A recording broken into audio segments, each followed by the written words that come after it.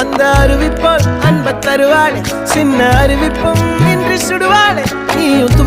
தும்மிடி ஆயுசு நூறாக என் உயிர் உன்னோட பத்திர சொத்தாக என் பார்வை உன்னோடு